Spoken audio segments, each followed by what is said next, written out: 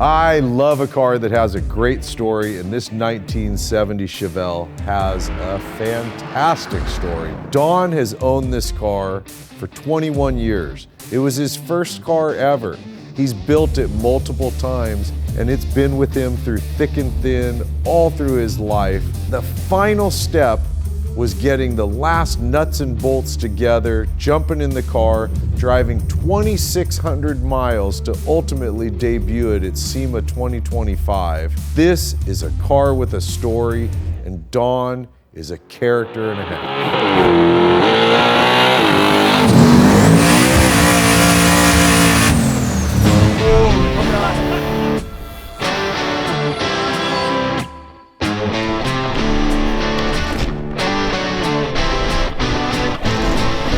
Hey guys, this is Don. This is his Chevelle that comes with such an amazing story. We're actually going to do something a little different than we've been doing lately, which is give you some of that story, because it's not just like, I got a car and I built it. Yeah, I had this car since I was 15. It was a project that me and my father were gonna build. So my father was into cars his whole life, and he was always trying to get me into it. And I wasn't really ever like passionate about it. 14 or 15 years old, he brought me to a circle track. I got a whiff of C16 and something went and it got sparked up. He wanted to build a car. He was building boats on the side. He was doing a bunch of stuff. Yeah. And I don't know, I went up to him one day and I was like, hey, can we do that? Can we build a car together? And he just got like lights on, excited. So this is back in the day when internet kind of started. So he bought a computer and he's like, go look for the cars that you would like. Tell me what you like. I was looking at Novas and other stuff, and I saw a red Chevelle, like second day he had the computer. I'm like, oh, what is this? This is cool. He's like, oh, you got good taste, but they're expensive. And we tuned around all the East Coast looking for Chevelles. We looked at one, had no floor. Looked at another one, it was all crashed up. And then we saw this one. It was in Assonet, Mass. We saw it, I fell in love. My dad was struggling, but he had a little bit of money. He was gonna go pull some favors to get some cash. I was working at Burger King. I had like 600 bucks in the bank. We were gonna pull it all together, and then 8 days later, he died. Wow, dude. Yeah, I had to deal with that. Any money that I had to use to bury him. So I was like lost. Man. And I was young. I was on my own. You know, my mom was helping me, but it was kind of like just kind of me doing the stuff. Yeah. So I call the guy and I was crying and I'm like, I can't do this. I can't get it. And I'm sorry. And he goes, do you really want it? And I'm like, yeah, like that's the only thing I could think of. He's like, don't worry, I'll hold on to it for you. I was like, dude, I work at Burger King. Like, I don't know how I'm gonna, I'm gonna afford your, I think at the time it was like 6,200 bucks. And my grandpa, who's like the guy who was my savior, he took it as my dad, and he was tired of like me talking about it. He's like, let's go get it. So he gave me the cash. He kept it a secret from my mom. He drove me up there, and I still have the Polaroid picture of when the first day I got this car. I had big bushy hair, and it's the same, the whole aft of the car is the same color as when I bought it when I was 15. And I cried, like, yeah, my grandpa like just took over, we had it, and then I had this car, and then what changed is like 2 weeks later, my dad's two best friends are twins.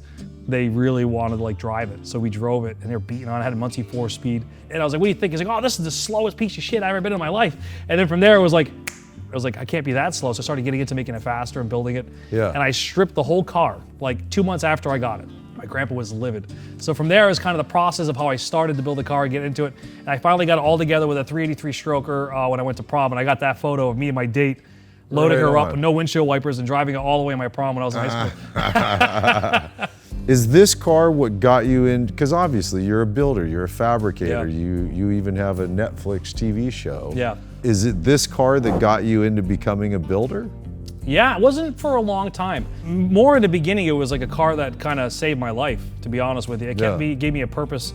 And it got me into building it, but I wasn't a professional builder for years. I just did fun stuff. Like, I put a Paxonovi supercharger on it, I cut the firewall out. I was starting to get into it, but I wasn't like a professional builder. Yeah. It gave me purpose, and it was the only thing I had like continuity in my life that kind of kept me grounded. Got it, okay. And then as I got older, not till the last few years when I really dove into like creating, designing, and being a fabricator. Got it. Let's cut forward to, you're building this El Camino. This car is just kind of sitting in the background. You talk with SEMA about SEMA 25. No, I'm not gonna be able to get the El Camino out there. It's way too far from being done. And all of a sudden you go in 6.5 weeks. Yeah, I honestly can't even tell you how this whole thing came about. I was the guy doing the stuff to make it work, but how it all lined up, I could have never planned it perfectly. Like, I honestly, the last few years, I got so emotionally detached from it, and I couldn't get weird with it, right? I had all this emotion with my dad and the stuff. And then last year, some weird stuff started happening. We got sponsored by Ride Tech, and I met Blaine at the last SEMA, and he's like, I love the car, do you want suspension for it? I'm like, yeah, I might not touch it for a while, so I did it, you know. And I was working on that crazy all-wheel drive El Camino. That I could cut up and do all the weird stuff. I didn't care. So I come back to this, I found the motor was blown, and I started thinking like, man, you know, I would love to do something with it. I don't want to just do a big block or an LS. So I picked up a Gen 1 Coyote and I put it next to it. And the moment I put the Gen 1 Coyote next to it, something went, and like the light switch went off, and I felt like that fire when I used to build it. When I used to build it, it was all about doing weird stuff, and I enjoyed it. Like the travel and the trips and learning how to do stuff with it. When I had the Coyote, I'm like, ha ha.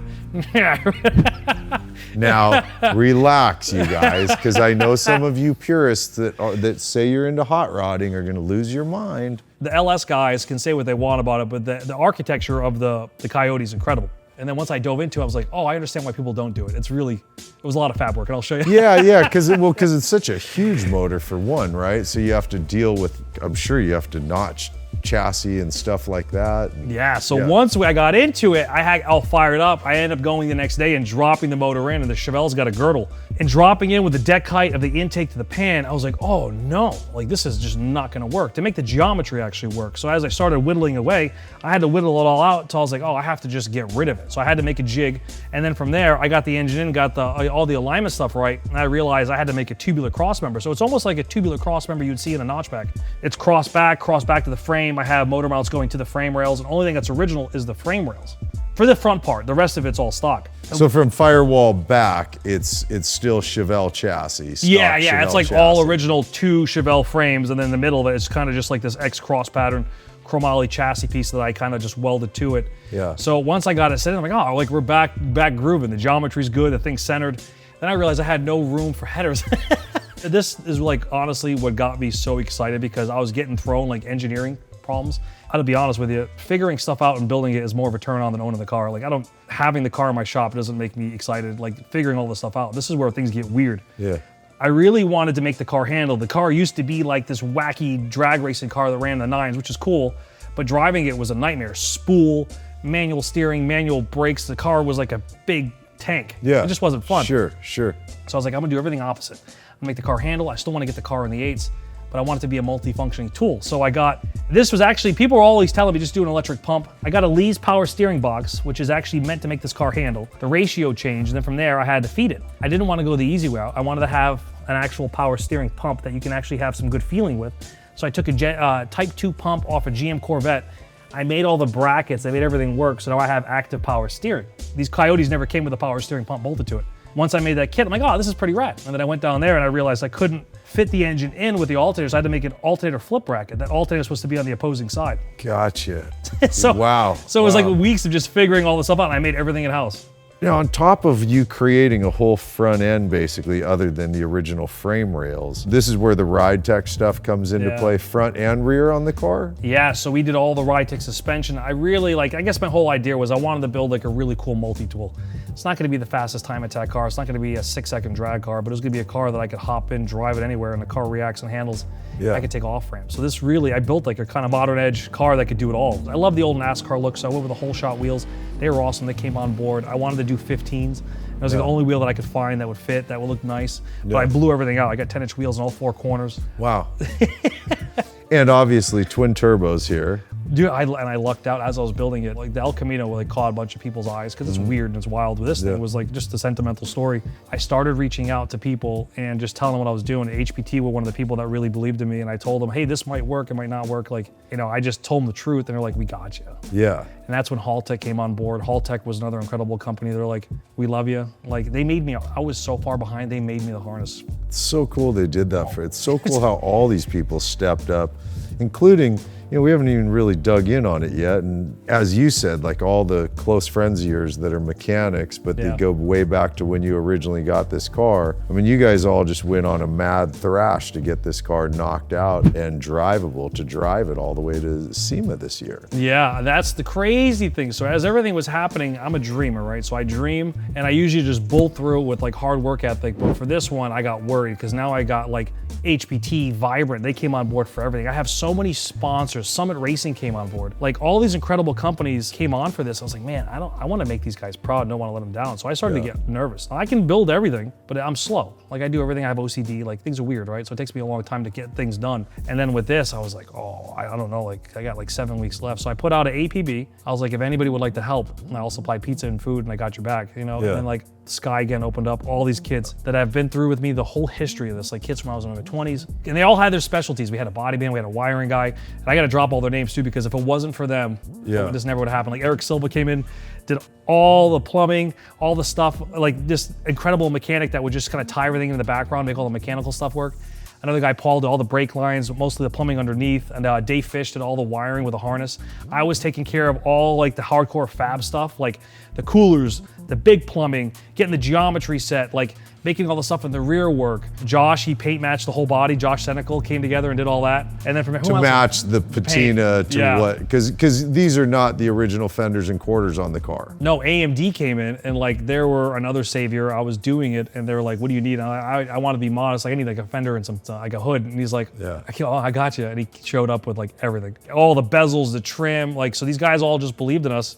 Yeah. And I quit my job to make it happen. So I mean, you've been. I love how, and any of you guys following along with this right now, we talk about it often on the channel, is I like the guys that are willing to risk it all, because true risk does come with the risk of failure. You quit your job to do all this stuff. Things are working out right now. It could all fall apart. Hell, it could fall apart on your drive back to Rhode Island. Yeah. I love the people that are willing to go for it and dream big, you know. And you guys out there watching, you can do the same thing, man.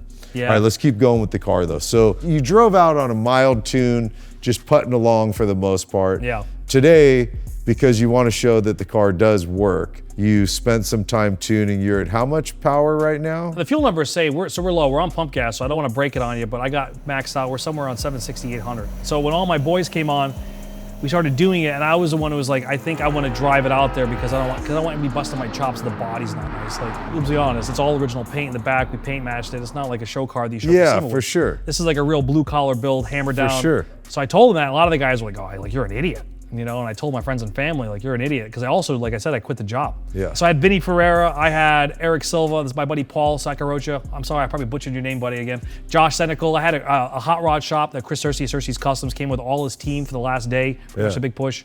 And my buddy Brian, Grade 8, came in. My buddy Tyler came in, all helped me kind of just do odds and ends. All these names, man. There's no like Fred and Bob and you know, Jones and Smith. You got these names, man. Zach, Tony Soprano, Paulie. Yeah, I'm telling you, right? If I forgot you guys, I'm so sorry. My brain is still melted. Okay, I'll make sure I add. I can only imagine. So now I'm fully in it. Sponsors are watching, and then that's when SEMA came on board.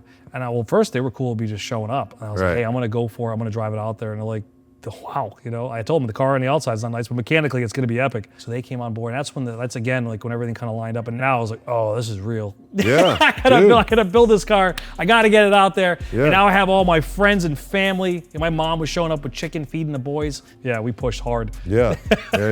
What do you go to? Transmission, rear end on the car, headers, exhaust. What's all that stuff going on? So this is where things get really funky and weird and kind of awesome how it laid out.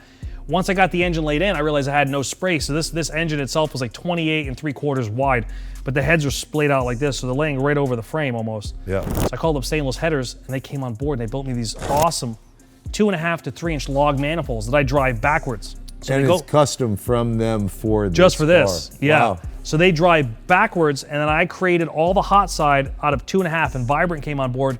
And I told them I'm building a hot side, like, you know, just hammer down, and they gave me everything they could. And I created a custom turbo kit that goes all the way up. I fed it to my wastegates here. I did some artistic stuff because I had everything taken apart. I rolled all the wastegates down, did this kind of awesome, pretty setup where all the wastegates now drive backwards. And then at that point, all my boys were like, hey, you need to like just get this car done. I'm like, no, I mean, this has got to be the part that's tight. Yeah. Mechanically, I wasn't gonna budge. And that's kind of almost where we didn't make it because if you see the hot side, it's all nice and tight. I did the downpipes went down. We actually put mufflers on and got all that stuff to work. 2 days before we left, me and Eric were sitting up there making all the exhaust, which you see in the video, stuff I had laying around. So it was like, I had luckily enough tubing. And then from there, I went and built this cooler. This took me way too much time. It was 4 days. I actually broke a piece of aluminum. I have a plasma table, so I cut all this, I made this shape, and I played with it for like a day. And they're like, you guys, you gotta get it done. Like, we gotta go. I didn't, but this wasn't something I couldn't break on this. I had to do it right. So I created this, and I broke it 42 times. Jeez. And And then from the side, I didn't want to break it because you can almost see the brake marks. I had to sand them out. So I found an old machinist and he let me use a slip roller, which you'll see in the video, and I slip rolled it. So I made all this, and then from there, I made a whole cooler based on Vibrant's core, and I drove it down so it looks like it explodes out the bumper. But this thing works great. I got 87-degree intake temps. Wow. All the way, it has never really budged, unless I was somewhere in Phoenix where it was getting a little up there. But other than that, everything stays cool. The car runs cool. Proform gave me the radiator. The car runs at like 190 degrees, doesn't budge. Awesome. The transmission is a Turbo 400. Gear Vendors came on board with a Gear Vendors overdrive. Nice. Drive Shaft Shop was another company who I called out. I was like, hey, I'm in a pickle. Can you come on board? Like, I don't know what's gonna happen. This might not work. We might not make it. He goes, yeah, 2 days. Carbon fiber, 3.5-inch draft. Curry came on board, sent us the gears. We got 4. Now, before that, I was gonna do circle track racing with it. So I put 410s in it. So that the gears are a little steep, but the overdrive makes it okay. I can actually do 75 on the highway with the overdrive. Cool. Haltech controls everything. So over 2,000 RPM, over a certain load, 35% overdrive, come on. Just comes on. So she's a cruiser. That's awesome. So are you running a manual brake setup? Yeah, it's the only thing I didn't have enough money for at the end. No, manuals are the best, dude. I love manual brakes. I started running low on funds. What are the wheels again on here? So I've had those back wheels on the car for like 8 years, and I called them. I think Chevelles look strange. I hate to say this. I think Chevelles look strange with like 18s or 20s on them. The body lines are a little weird. I like to keep it old school NASCAR. So when I got the Ride Tech, I lowered it, and then from there I asked that company if they would put, like, if I could just get those wheels. They're the same thing without the bead locks. Without the bead lock, But he's like, hey, dude, these are like the lightest racing wheels out there, so you might hit a pothole and do some damage. So I took a huge risk driving out here. I took full responsibility for it, but if something happened, I didn't have any spares. And from there, I ran Nitto tires. This was like a really cool 200 treadwear tire that actually connects. Super grippy. My plan for this after, so I'm gonna do circle track stuff. There's like a local circle track where you do like spectator drags. So I wanna go there and have fun with it. I love it. What are your tire sizes on here? 275/50 in the front, 275/60 in the rear. I love how much sidewall there is on these. They're just, it's just cool. And the car reacts well with it. You think it'd be all dangly and wangly, but it's smooth. It's nice. Where's the original paint? And this is all original. So from here all the way back is all original. This is the first time I tried to do body work, which I butchered. I got the car caught on fire when I was 24. There's a big burn mark over here, which you'll see. AMD gave us the trunk. We tried to color match it. This is the original bumper in the rear. Wow. And this is the first fire I ever had. Wow. Crazy. Crazy, crazy, man. All right, so let's dig in on your interior. You can sit on the floor. I'm gonna sit on the seat. Yeah, so AMD helped us with the outside. They saved the day with the panels. And then Tillet Racing, I actually have 2 seats. But the problem was I had to pack all my bags in here. So Distinctive Industries came on board with this, and actually Original Parts Group gave me everything I need to finish it off. We stripped the cage, and we were gonna paint it before we came out here. This cage was put in a long time ago by a really awesome. Oh, was it? This is before I even fabricated. This cage was put in when I was like 26. From a place called DMC. This is when I got really serious with racing, so it's really high and tight. So we're gonna strip it and paint it. And I do all tube work now, so I was gonna add bars. So I had a crossbar back here, which you can't see, but we're just gonna paint it and send it and kind of put the interior back together. But the OPG, the Original Parts Group stuff didn't show up in time. It was my fault. But luckily these guys came through, so we had door panels. But this is like one of the original seats. The package tray from when I was young and I had like 6x9s in it. And this dash pad was just a dash pad that I cut when I was 25, or when I got that first cage part in here. But then I made this. This was like a real flash in the pan, kind of make the Haltech stuff work. But this is all my push button stuff. This is their digital dash. That steering wheel is my father's. It came off a boat. My father actually used that wheel on a Chris Craft. I still got the Chris Craft. Wow. So I ripped it off and I made the attachment stuff to it. And I ran the column. And then the shifter I had in my shop. I got a bunch of extra parts. Yeah. And then you got this really beautiful Tillet Racing seat because they sponsored the El Camino. So I called them. I was like, hey, I'm getting the Chevelle running. Can I steal the seat? And they're like, yeah, go ahead. That's so cool. So I drove out of here on this beautiful carbon seat with all my bags right here. It's really a great looking seat. I like what these guys do a lot. It doesn't look like it would be comfortable, but I've sat in a couple of theirs and they're great. Well, I'm short, so I got locked in. I put a bag right here. I put my elbow in. I put my headphones in and listened to the Doors music, and I just chilled all the way out. So crazy. I still can't believe you drove this car 2,700 miles. Then post SEMA, I love the video you sent me, and we'll drop it in this video, you guys. After SEMA, you go out to a dry lake bed and you're out doing donuts and throwing it around out there. Well, so when I drove out here, I was scared. So I went 500. Sure. My buddy Tuned by Sean came on board. He was another savior. He came on and all the stuff, so all the cam control stuff works. So this thing feels smooth. This is like another reason I realized that this engine was awesome. So idling, it just doesn't sound like anything crazy. My buddy John Bouchard gave me the Gen 2 to let me get out here because later on we're gonna build like a really fully equipped one with sleeves and all that, but he like loaned me this engine. We get it running. Tuned by Sean's making everything happen. I'm like fabricating tubes, a guy putting in the back seat while 2 in the morning while Tuned by Sean's like making the stuff work. So when I drove out here, I was like, oh my God. Like if anything happens, I'm up the creek. Yeah. So the first 400 miles, I'm driving like this, 45, listening for everything. And then the coolest thing happened, the semi pulled up behind me, he's riding my butt. I haven't had the overdrive kick in yet, like, right? So he's going in, he's starting to ride up on me and he's honking and he's flashing. It was like, whatever, 2 in the morning, I'm scared and I lay into it. And the overdrive kicks in, feels good. And then he's still riding me and I hammer on it, and the thing flashes the 7-8 pounds of boost. And the car just goes, shh. I went to 75, 85, and the car was smooth as molasses, no vibrations. After that, I was cooking. You're like, I'm good to go. The whole trip, I did like 75, 85. The car was smooth, no vibrations, nothing happened, nothing overheated. I was like just what? Awesome.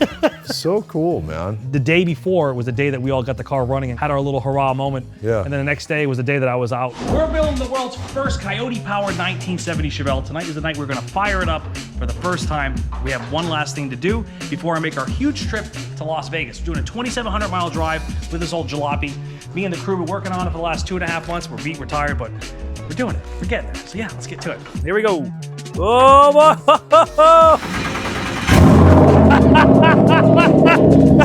If you guys didn't catch the part about why there's no front passenger seat, it's because he had to pack all of his stuff in there. But actually, it makes me want to ask the question, why not in the trunk? So let's look at the trunk. Yeah, let me get the keys. I ran out of gas when I went through Texas a couple years ago to do that TV show. And it was like the scariest thing ever did because I was in the middle of nowhere. So I wanted to make sure this never happened. Holy cow. It's a 38-gallon tank. Holy cow. Wow. So the Aeromotive came through. We used their pump, but it's internal pump that's only got a deck height, I think, of like 9.75. And this thing's rad. You can pulse width modulate it. So at 7 pounds of boost, we ramp it up to full PWM. And at cruising, 43 PSI. And if you look at the bottom, it's a huge sump. So we added a bunch of inches to it, almost 14. So the Aeromotive pump came out, and we designed an extension for their sump, which is incredible. And it drops all the way to the bottom, a 1/4 inch off the bottom of the tank. I had an old-time machinist lay that up for us within like a day. Give him 40 bucks. He did it, was incredible. Put it all together. And then from there, me and my friend Vinny designed all the internal baffles. There's a baffle here, there's a baffle underneath this. So all this fuel drains to the back and it actually works. And it holds 38 gallons. God, that's great. So you can go for quite a while. I think I only filled up like 9 times. Wow. It's crazy. It's only a pump gas. When we get to E, it'll be a lot different. But yeah, sure. Wow. But it was like the ultimate thing because I'm cutting, prepping, I'm throwing plates to him. He's prepping while I'm tacking, that he would take over when I would have to go do some other piping. Yeah. So it was like the ultimate just like tag team of like, Vinny, if you see this, I love you. I love all you guys. All those guys are awesome. We'll take it out, go do a little bit of driving. Yeah. This is gonna be funny, guys, because I'm gonna drive for the rollers. He's gonna sit in the back seat. Then when it's time to get after it a little bit, well, I'll be back in the back seat holding on to that bar. There are no belts in this car. By the way, relax, it's okay. We're gonna be okay. Hey guys, it's time for another Tech Talk with our friend Stefan from Liqui-Moly. Sean, today I've got di-Jectron specifically for GDI engines with direct injection fuel systems. Simple to use, you just add it to the tank and forget about it.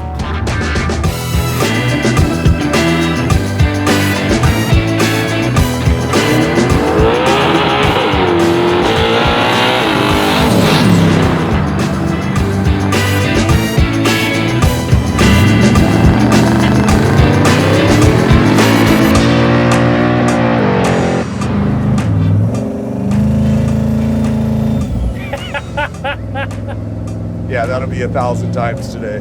Car drives nice though. Like yeah, already you can tell it's a driver car. The Coyote and the Overdrive just totally made it like a normal car until you get into it. Oh, I'm sure. I mean, it'll be fun to sit back there and hold on to the oh shit bar. Just so you guys know, so Don had a job lined up that he needed to be home to start on the 15th. He's not gonna be home on the 15th. It's not gonna happen. Today's the 11th and he's not leaving till later. So, you know, it's just not gonna happen. And he's risking it all, trusting that his channel and other things he's doing will get the support required to be able to do this full time, which I think is awesome. For your overdrive, you don't shift anything. It's on the computer, it goes into overdrive. Yeah, you'll feel it. Once you hit past 60 miles an hour, and 2,000 RPM, it drops down, and then when you go to 0% load for like more than a second, it'll kick out. You see that right there? That just kicked out. Interesting. Yeah, so it reads speed. We got a GPS sensor in the back that reads the haul tech, And then from there, the overdrive just runs on a solenoid. Geometry-wise, underneath this car is it's super solid. It feels like it, and already I could tell. I mean, obviously, all I'm doing is straight driving, but there's no play, there's no wiggle up front. You could tell it's set up to go drive the car down the road, you know. And I like to see your feedback on the power steering ratio too. Tell me what you think. yeah, I mean, the car feels great so far. It's so weird being back here. I'll bet. I'll bet for you it's got to be. Oh, so it just went to overdrive, didn't it? Yeah, did you see it? Yeah. Wow, you got it set up really nicely. That's what's cool. Like I was worried about the Coyote stuff, and then like I realized put the Coyote in it made it, I think, the most ultimate street driver. You can't hear it when you're idling. It's chill, it doesn't vibrate, and as soon as you step into it, it turns into like this ultra violent monster. It's like the ultimate drag and drive car, you know? I tell you, what I'm digging too is that however it is that you guys did your exhaust on here, you get no drone at all. Yeah, we lucked out with the exhaust. I ran out of all my vibrant stuff. So I had 2 of the original mufflers that were on this thing and like 4 a little section of tube. We pieced together this really quick exhaust for the ride out here. But when I get back, I'm gonna build a really nice merge and do some square tubing, like a NASCAR inspired. So it's gonna be more NASCAR inspired exhaust. Right now, it's a little droney down low. But when you pick into it, it sounds kind of boring. It's cool. Yeah, because you're out there with social media. Have you heard a lot of comments about putting a Coyote in a Chevelle? All the old timers hate it. All the old timers like blasphemy. It's dumb. Yeah. It's the fabricators and the guys who are like building cool stuff who really know what the Coyote's about. And let's be honest, like I said, like Ford made their money off that engine in 2018. Oh yeah. Chevy made their $3,800 off the Chevelle back in 1970. Like these guys don't care what we do. Yeah. That's what hot rod's all about. You take the stuff that you like. I happen to love Chevelles, and I'm falling in love with Coyotes. So you just smash them together and have fun, you know? Yeah, dude, I have no problem with it, but I always laugh at the blasphemy bullshit. Which I don't understand is because you can put a 4.9-inch in any car and nobody bats an eye, but as soon as you put a motor in it, it's like, well, we got a problem. And I bring that one up all the time, Don. There's most Chevy vehicles that we shoot that are high powered. Almost all of them are running a 4.9-inch. Yeah. It's about creativity, man. You know? Yeah. There you go.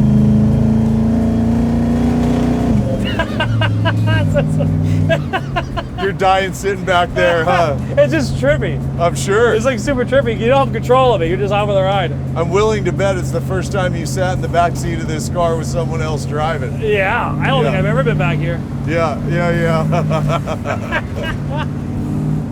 I mean, dude, the car drives really nice. I got to throw it out to you too, like you said, on the power steering. Just making a simple right-hand turn, spot on. Your brakes, by the way, not bothering me in the slightest. Good. All right. I was They worried feel about like that. a proper setup manual. Brakes are a Yeah, little... you got to put your foot in it, but you put your foot in it, we're getting braking, you know? I really love how that gear vendors is set to jump out of overdrive with little to no load on it. How's the temp doing? We're at 195? Cool. Yeah, I realized it was something special once I got past that 400-mile mark on the cross SEMA. I realized there's something special. I'll bet that first little bit had to be a little nerve-wracking, given that you just finished the car and now you're driving. I have never ever had like a panic attack before, but I think the day before I left, I was like, wow, you know, I told everybody I'm doing this. Now to go do it, yeah, it was scary. It was like 2 parts of the project: building it, getting it done in time, and then taking off on this journey with no help. It was scary. Yeah, no one with you, huh? You didn't have any support at all going out. I had tons of people ready to go. No, I get that, but like nobody riding passenger with you, obviously. No, I just kept my bags here. No chase truck or anything. Yeah. It was just, let's go. Car drive's great though, bro. It like really it? does. I love this, man. Super cool.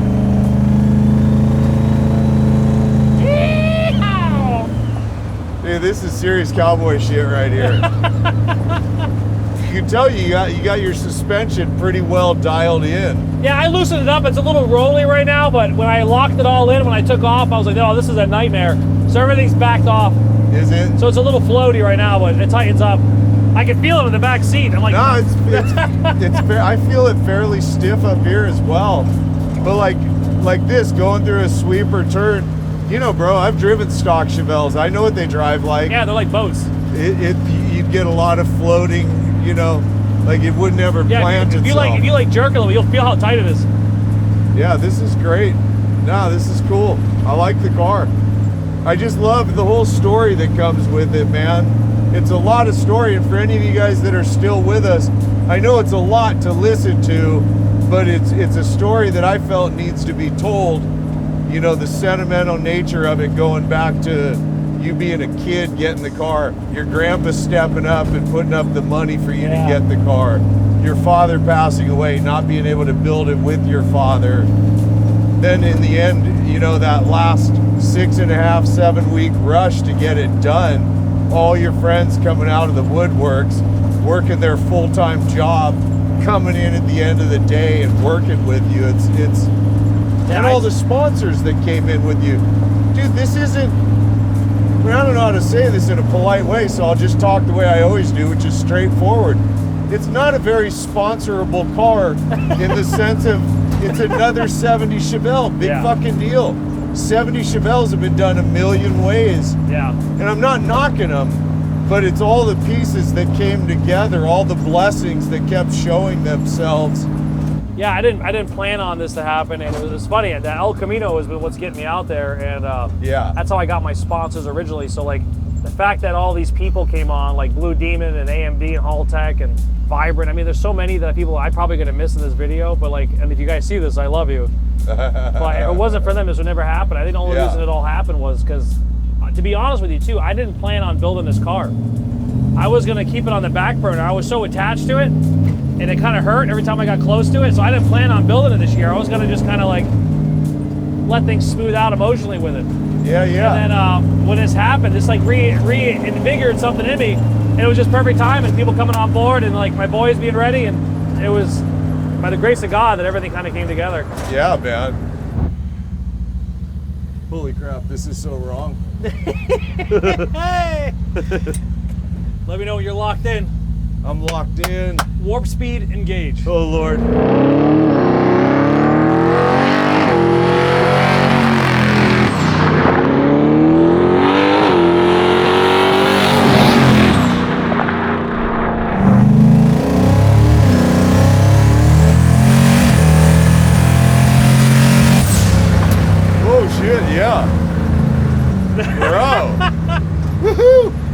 Look at me back here holding on like as if this is gonna make any difference.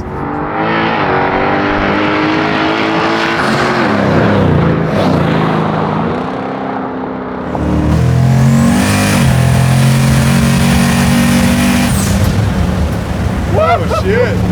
Yeah. Yeah, I feel it digging in.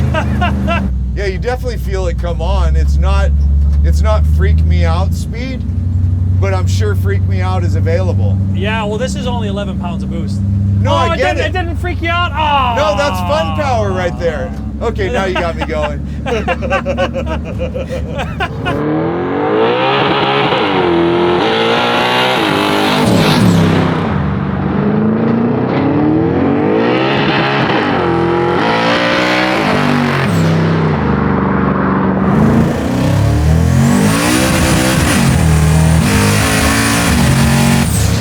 Okay, that was a little different.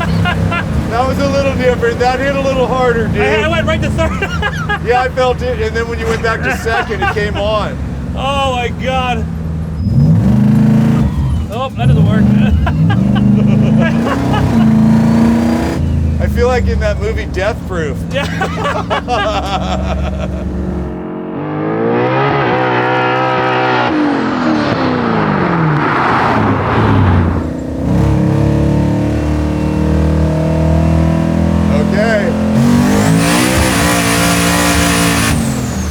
Holy cow. This camera just started to fall down back here. All right. That was all better. right. That was good. That was a good hit.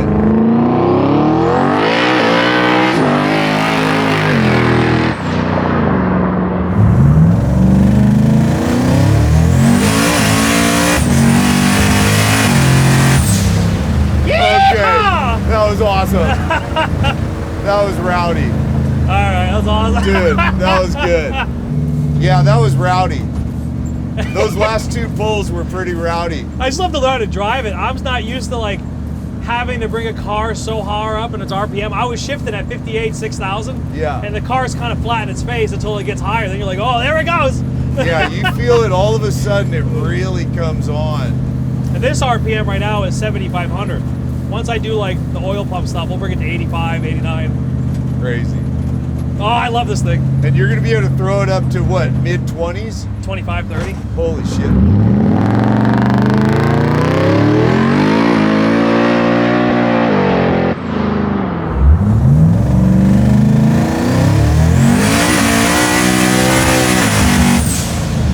Wow. Dude. Okay, we'll see you back at the shop, boys. Dude, that was very cool. That was very, yeah. This car's badass, bro. We did it. Like, seriously, this is a seriously badass car.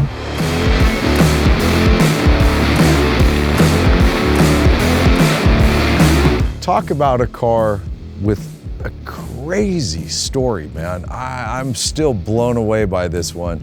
I can't believe just riding and driving in this car that it was all built in a period of 6.5 weeks and has driven thousands of miles and is about to drive thousands of miles back home to Rhode Island. Very cool. I hope you guys go follow Don, support what he's doing, man, because he's trying to make a full go of this. And I think he needs everybody's support. So get after it. Hope you guys enjoyed this episode. Big, big thanks for hanging and watching, and I'll see you in the next one. Later, man.